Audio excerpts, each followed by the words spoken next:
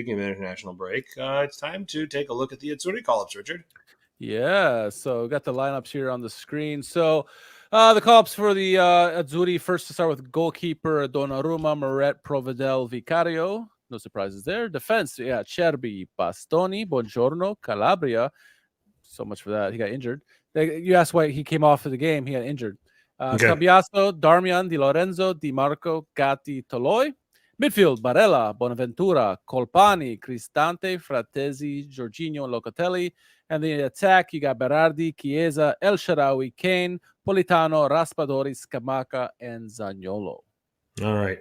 Thoughts? Toloi still gets into this team for some reason. I mean, he's solid for Atalanta. He has not had a good Italy game ever.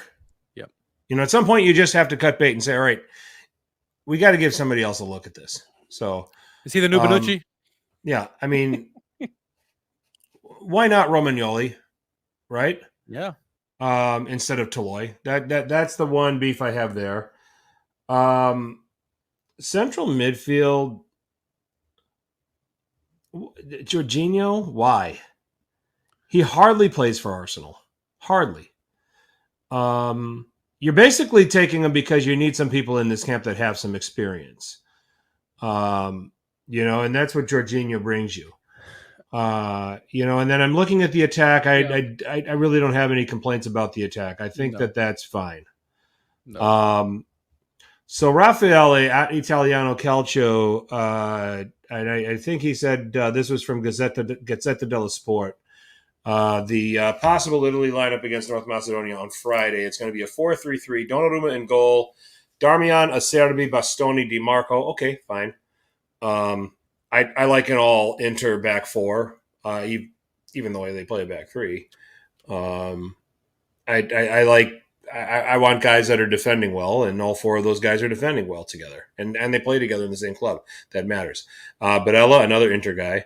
Jorginho and Bonaventura, and then they've got Kane and Politano flanking Raspadori, but in parentheses they've got El Shaarawy and Berardi flanking Scamacca.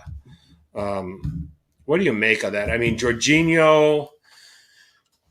Here's the only reason why you play Jorginho in a game as important as this. You know you're going to have the ball against North Macedonia. You want to come back to a guy that's in that deep lying role that's going to be able to spray the ball around and help you keep it. Because let's face it, under Mancini, Jorginho was good at that. Was relatively good at that.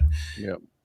Where he was rubbish was defending. And I mean, in the qualifier, I'm still having nightmares about that first qualifier against England where they just completely ran past him. North Macedonia don't necessarily have the athletes that England have, but they have some technical players, Enis Bardi chief among them. And then they have some guys in there that have some Serie A experience. But if this was the 4-3-3, how confident would you be in Italy getting a result with this starting lineup? The only thing missing from that midfield is Verratti, right? Right. I get. This is such a, as we mentioned before, how the loss to England wasn't as bad because these next two games are massively important, and they're must win. So I get why they brought Jorginho because, like you said, the experience in all this. Now I don't know if I want him to start necessarily, but if this is what happens, so be it. I like going with the Inter back four because one of the best defenses in the league, and they're all familiar with each other, so they're gonna be able to good communication with each other. Midfield, obviously having Barella in there. Bonaventura, I'm glad he started because he's on fire at the best form of his career. So it's good to see him in there. Raspadori, same thing. He just captain clutch, I think, for me. He just knows how to get the ball, important goals in for them. Pairing him up with Politano. Berardi, you can say Berardi has, when he's on, he is fantastic. But I think that combination between Politano and Raspadori could prove very well. And since you got two small guys, having a guy like Kane in there instead of El Shaarawy makes sense because if you need to make him as a focal point, you can. Swapping him and Raspadori, switching positions.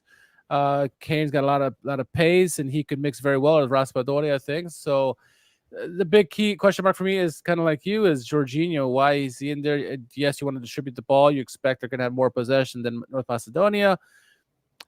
But again, there's some other options I think you could put in there in that midfield that would help do the same thing and maybe be more solid defensively. But we'll see. I mean, this is a crucial game for the Azzurri. Maybe put Jorginho on a short leash, and if it's not working at halftime, you pull him. But I don't know if Spalletti's going to do that. But what are your thoughts? The problem is the alternatives in that role are Locatelli or Cristante, and Cristante hasn't worked either. And Locatelli, this isn't quite the Juventus setup where he can play that role.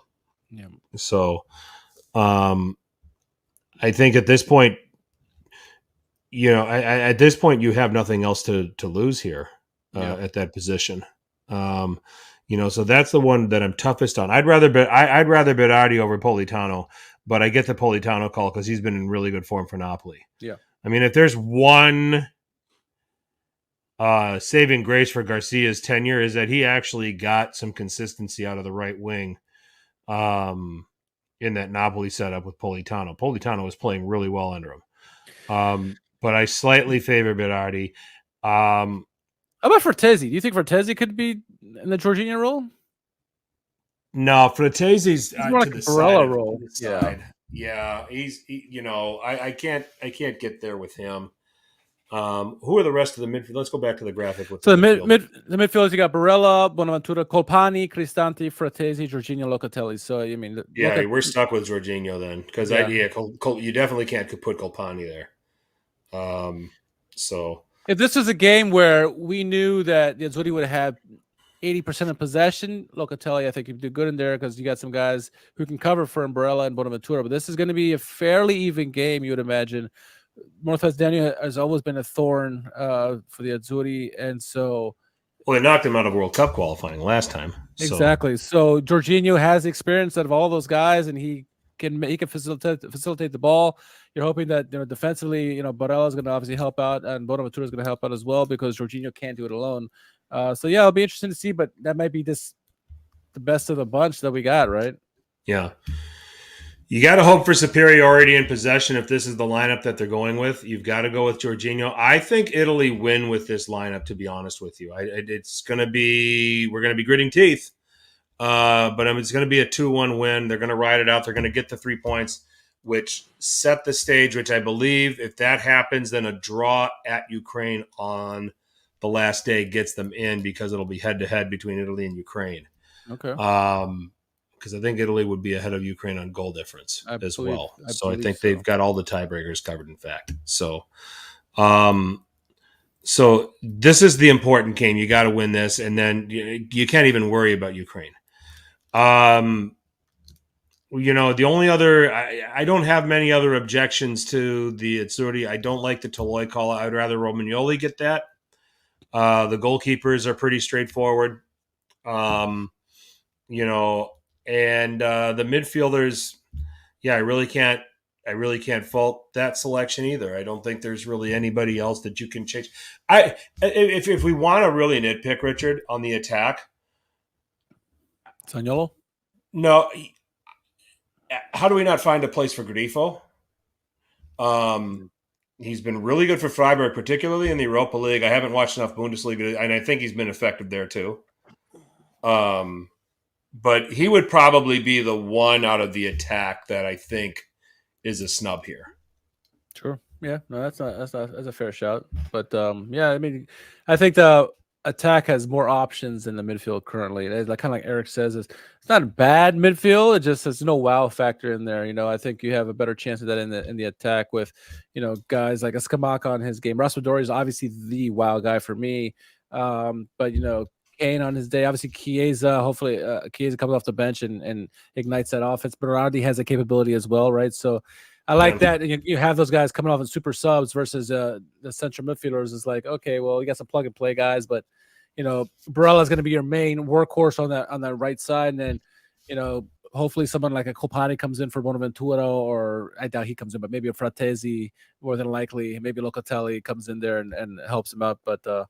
If Jorginho goes down too, it's Cristante or bust, I guess, or maybe Locatelli or bust. Yep, agreed. So,